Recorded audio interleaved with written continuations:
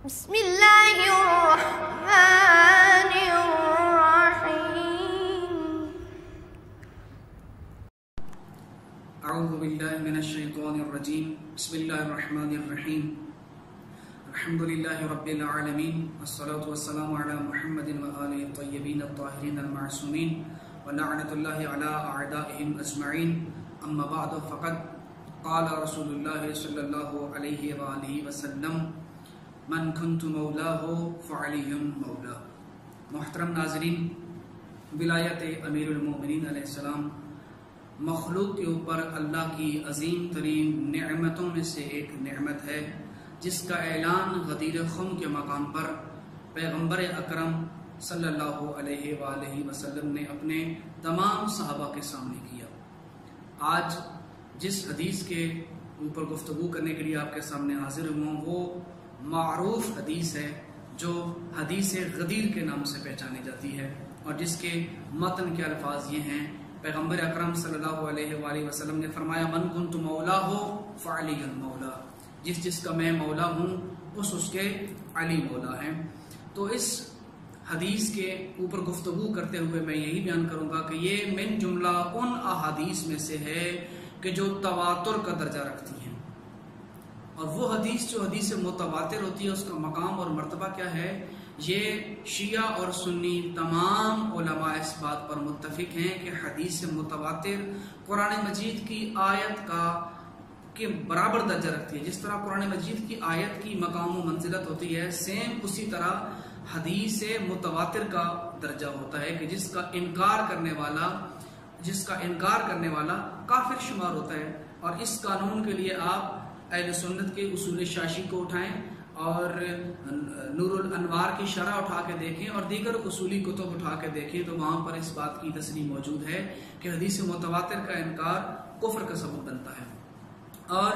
دوسرا اس کا جو حکم ہے وہ یہ ہے کہ حدیث متواتر کا ایک مقام و مرتبہ یہ ہے کہ اس کے احوال روات اور اس کے رجال کے حوالے سے گفتگو کرنے کی ضرورت پیش نہیں آتی، جس طرح کہ ابن حجر عسقلانی نے شرح نخبۃ الفکر کے اندر یہ بات لکھی ہے: المتواتر لا یبحث عن رجالہ بل یجب العمل بہ من غیر بحث۔ کہتے ہیں کہ جو متواتر حدیث ہوتی ہے اس کے راویوں پر بحث کرنے کی ضرورت نہیں ہوتی، بلکہ بغیر کسی بحث کے اس پر عمل کرنا ضروری ہوتا ہے۔ یہ ابن حجر عسقلانی اہل سنت کی برجستہ شخصیت کہہ رہے ہیں۔ اور دوسرا جو حکم ہے وہ ملا علی قاری حنفی، بہت معروف شخصیت ہے، انہوں نے بھی نخبۃ الفکر پر شرح لکھی تو اس کے اندر انہوں نے یہ بیان کیا: المتواتر لا یسأل عن احوال رجالہ، کہ حدیث متواتر کے جو راوی ہوتے ہیں، ان کے رجال ہوتے ہیں، ان کے بارے میں کوئی سوال نہیں کیا جاتا کہ وہ ثقہ ہیں یا ثقہ نہیں ہیں، لہٰذا وہ اس سے بہت بالا تر ہوتی ہے کہ اس کی سند پر بحث کی جائے یا اس کے راویوں کے احوال تلاش کیے جائیں۔ یہ تو تھا حدیث متواتر کا درجہ جو میں آپ کے سامنے بیان کر رہا ہوں۔ اب آتے ہیں کہ حدیث غدیر کو آیا علماء اہل سنت نے بھی اپنی کتابوں میں لکھا ہے کہ یہ حدیث متواتر ہے، اور اس میں کوئی شک نہیں ہے۔ بہت سارے ہمارے پاس مصادر اور منابع موجود ہیں کہ جن کے اندر اہل سنت علماء نے اپنی کتابوں کے اندر اس کو حدیث متواتر کا درجے پر شمار کیا اور اس کو درج کیا ہے کہ حدیث متواتر ہے، اور حدیث متواتر پر لکھی گئی مستقل کتب کے اندر بھی اس کو درج کیا ہے،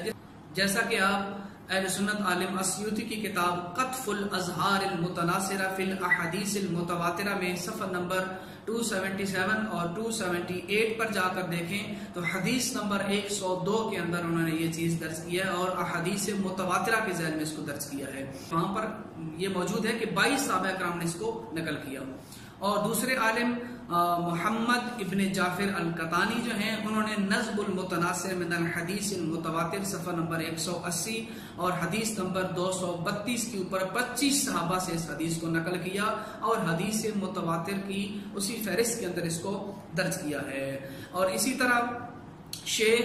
علی ابن احمد العزیزی السراج المنیر جو جامع الصغیر کی شرح ہے، اس کے اندر بھی جلد 3 صفحہ نمبر 355 پر اس کو حدیث متواتر قرار دیا۔ اسی طرح قاضی ثناء اللہ انہوں نے اپنی تفسیر مظہری جلد 3 صفحہ نمبر 134 طبع دہلی کے اندر بھی اس کو حدیث متواتر کے ذیل میں درج کیا ہے، اور سبل السلام کے مؤلف محمد ابن اسماعیل نے اپنی کتاب توضیح الافکار لمعانی تنقیح الانظار جلد 1 صفحہ نمبر 243 کے اوپر اس کو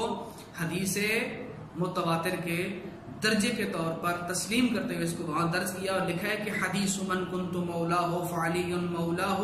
اخرجہ جماعت من ائمۃ الحدیث وعدہ ائمۃ من المتواتر. یہ تواتر کے درجے پر بزرگ علماء نے اس کو اپنی کتابوں کے اندر تخریج بھی کیا اور اس کو لکھا بھی ہے. اور اس کے بعد جو ایک اور ریفرنس میں آپ کی سماعتوں کی نظر کرنا چاہتا ہوں وہ یہ ہے کہ شمس الدین ذہبی اہل سنت کے اندر ایک بہت بلند مقام رکھنے والی شخصیت، وہ اپنی کتاب سیر اعلام النبلاء کے اندر جلد 5 صفحہ نمبر 415 میں لکھتے ہیں والحدیث ثابت بلا ریب، کہتے ہیں حدیث ثابت ہے، اس میں تو کوئی شک و شبہ نہیں پایا جاتا. اسی طرح اسی کتاب کے جلد 8 صفحہ نمبر 355 میں مطلب ابن زیاد کا تذکرہ کرتے ہوئے انہوں نے لکھا ہے کہ ھذا حدیث حسن عال جدا متنہ فمتواتر. تو یہ ساری وہ لسٹ تھی کہ جو اہل سنت کے بزرگ علماء نے اپنی کتابوں کے اندر حدیث غدیر کو متواتر کے درجے پر قبول کیا، اور اس کا جو مقام و منزلت ہے وہ آپ کے سامنے بیان کر چکا ہوں. اب مسئلہ یہاں پر یہ آتا ہے کہ ہم اہل شیعہ حضرات یہاں پر جو لفظ مولا موجود ہے اس سے مراد مولا کا معنی اولا بالتصرف لیتے ہیں، حاکم لیتے ہیں، جبکہ ہمارے اہل سنت برادران یہاں پر مولا کا معنی وہ دوست کے معنی میں لیتے ہیں. ظاہر ہے ہر بندے نے اپنی تحقیق کی ہے، اپنی تحقیق کے مطابق جو اس کو معنی لگا اس نے اس کے مطابق ڈھال دیا، لیکن دیکھنا چاہیے کہ طرفین کی ادلہ دیکھیں، دونوں نے اس حدیث کا یہ معنی کیوں کیا، کس دلیل کی بنیاد پہ کیا، وہ دلیل چیک کریں اور پھر منصفانہ فیصلہ کرنا چاہیے کہ بالآخر کس کی دلیل جو ہے وہ زیادہ قابل اطمینان ہے اور اس کا پیش کیا ہوا ترجمہ اور معنی وہ صحیح اس مقام پہ وہ ٹھہرتا ہے اور اس کو تسلیم کرنے کا حق بنتا ہے. تو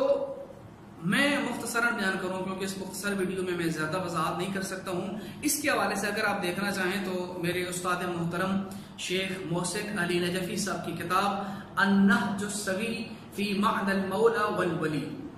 یہ کتاب مکمل اسی ٹاپک پہ لکھی گئی، عربی زبان میں کتاب ہے، اور اس کے اندر وہ تمام تر ادلہ بیان کی گئیں کہ جو شیعہ اصلاح اشریہ کے عقیدے کے مطابق من کنت مولا ہو فعلی المولا سے حضرت علی علیہ السلام کے خلیفہ بلا فصل ہونے پر جتنے استدلال کیے گئے ہیں اور جتنی ادلہ پیش کی جا سکتی ہیں ممکنہ، وہ ان میں سے اکثر اس کے اندر درج کی گئی ہیں اور تمام شبہات کا جواب دیا گیا ہے، جن میں سے صرف ایک ہی شبہ کی طرف میں اشارہ کروں گا اور اس کا جواب آپ کے سامنے بیان کروں گا. ایک شبہ یہ بیان کیا جاتا ہے کہ آپ شیعہ حضرات جو ترجمہ کرتے ہیں کہ آپ یہاں پر مولا کا معنی اولا لیتے ہیں، جبکہ لغت میں دیکھیں تو مفعلو کا وزن جو وزن ہے وہ کبھی بھی افعلو کے معنی میں نہیں آیا. تو صرف ایک آیت آپ کے سامنے بیان کر دوں، اسی سے آپ فیصلہ کر لیجئے کہ آیا مفعلو یعنی کہ مولا کا جو صیغہ ہے آیا افعلو کے معنی میں استعمال ہوتا ہے یا نہیں ہوتا. اس کے لیے آپ قرآن مجید میں سورہ حدید کی آیت نمبر 15 کو ملاحظہ کریں، جہاں پر خداوند متعال ارشاد فرماتا ہے فَالْيَوْمَ لَا يُؤْخَذُ مِنْكُمْ فِدْيَةٌ وَلَا مِنَ الَّذِينَ كَفَرُوا مَأْوَاكُمُ النَّارُ هِيَ مَوْلَاكُمْ وَبِئْسَ الْمَصِيرُ. اس آیت کے اندر جو جملہ استعمال ہوا ہے هِيَ مَوْلَاكُمْ، اس میں کلمہ مولاکم یہ استعمال ہوا ہے مولاکم. یہاں مولا کا معنی اولا کیا ہے، اولا بکم، ٹھیک ہے. یہ اولا بکم کا معنی کس کس اہل سنت عالم نے قبول کیا؟ اسی کتاب کے اندر استاد محترم نے 55 مصادر کو ذکر کیا ہے جن علماء نے قبول کیا ہے کہ یہاں پر مولا کا جو معنی ہے وہ اولا کے معنی میں آیا ہے، ٹھیک ہے، اولا بکم کے معنی میں آیا. جن میں سے جو کچھ ریفرنس میں آپ کے سامنے بیان کر دیتا ہوں. صحیح بخاری میں کتاب التفسیر سورہ حدید کی اسی آیت کے ذیل میں اس کے محشی حافظ احمد سہانپوری جو دیوبندی مسلک سے تعلق رکھتے ہیں، انہوں نے وہاں پر لکھا ہے قولہ مأواکم النار ہی مولاکم اے ہی اولا بکم. یہاں مولا اولا کے معنی میں استعمال ہوا ہے. اور دوسرا مقام اچھا، یہ بخاری کے اندر آپ اگر چیک کرنا چاہتے ہیں تو صحیح بخاری کا جو حاشیہ لکھا ہے جلد 2 صفحہ نمبر 724 جو انڈیا سے چھپی ہے. اور دوسرا ریفرنس آپ کے سامنے بیان کر دوں، ارشاد الساری میں جو اہل سنت عالم قسطلانی انہوں نے جلد 7 صفحہ نمبر 298 پر اس معنی کو قبول کیا ہے کہ یہاں پر مولاکم جو ہے وہ اولا بکم کے معنی میں آیا ہے. اور اس کے بعد قاضی البیضاوی نے اپنی تفسیر کے اندر بھی اسی آیت کے ذیل میں مولاکم اے اولا بکم یہ تسلیم کیا ہے. ابن حجر عسقلانی نے فتح الباری فی شرح صحیح بخاری جلد 8 صفحہ نمبر 509 کو میں اسی معنی کو تسلیم کیا ہے. اور جار اللہ زمخشری اپنی تفسیر کشاف کے اندر جلد 3 صفحہ نمبر 2 سے 1 پر بھی یہی معنی قبول کرتے ہیں. خلاصہ کلام یہ کہ شیعہ اثنا عشریہ یہاں پر مولا کا معنی اولا بکم، اولا بالتصرف اور حاکم کے معنی میں لیتے ہیں، اور مولا کا حاکم کے معنی میں اور اولا بکم کے معنی میں استعمال ہونا یہ آپ کے سامنے کچھ مصادر میں نے بیان کیے ہیں. اور باقی مصادر میرے استاد محترم نے کتاب میں 55 کی تعداد کے مطابق لکھ دی ہیں. تو یہ کوئی ایسی بات نہیں ہے کہ جب ہم یہ ترجمہ کر رہے ہوتے ہیں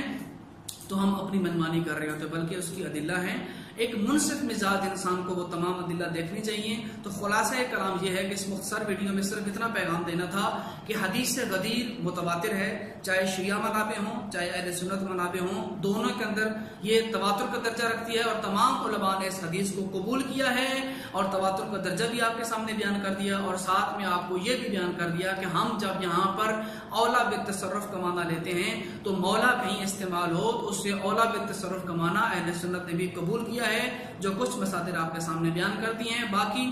آپ مزید تحقیق کر سکتے ہیں، کتابوں کو دیکھیں،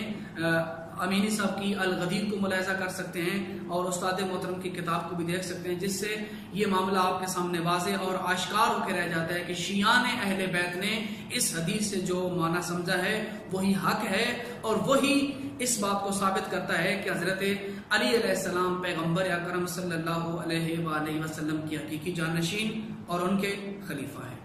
والسلام علیکم ورحمۃ اللہ وبرکاتہ.